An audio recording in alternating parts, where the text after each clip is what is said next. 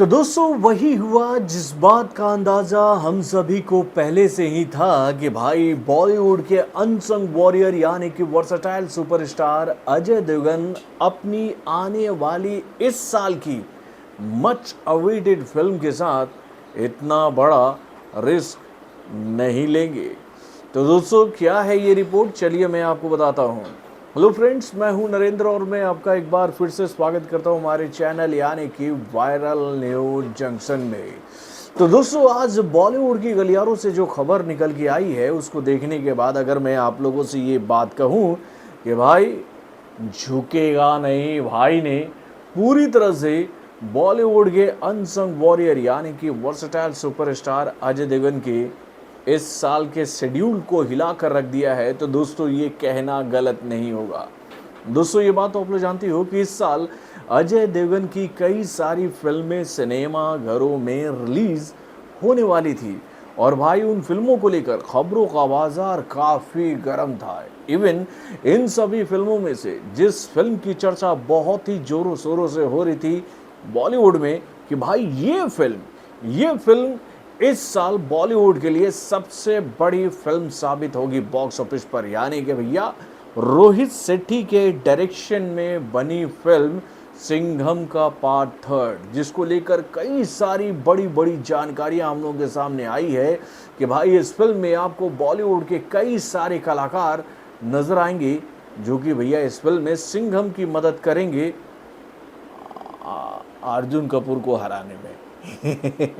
तो ये खबर तो हम लोगों के सामने आई थी, लेकिन इस फिल्म के साथ जिस फिल्म का मुकाबला बॉक्स ऑफिस पर हो रहा है उस फिल्म को लेकर अगर मैं ये बात आप लोगों से ईमानदारी से कहूं कि भैया इस फिल्म से कहीं ज़्यादा उस फिल्म का इंतज़ार ऑडियंस कर रही है, तो दोस्तों ये कहना गलत नहीं होगा। यानी कि भाई मैं बात कर रहा हूँ पुष्पा के पार्ट 2 की, जो कि भैया 15 अगस्त को ही अजय देवगन की फिल्म सिंघम के पार्ट 3 के साथ बॉक्स ऑफिस पर एंट्री मारने वाली है। और भाई इस वक्त पुष्पा के पार्ट 2 का बज़ पूरे इंडिया में कितना स्ट्रॉन्ग है,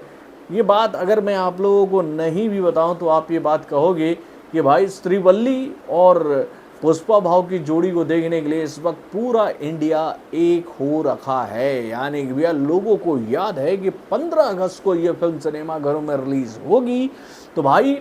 ऑडियंस ने पहले से ही मन बना रखा है कि भाई जब ये फिल्म सिनेमा घरों में आएगी तो उस दिन उनकी पहली चॉइस यही फिल्म होगी।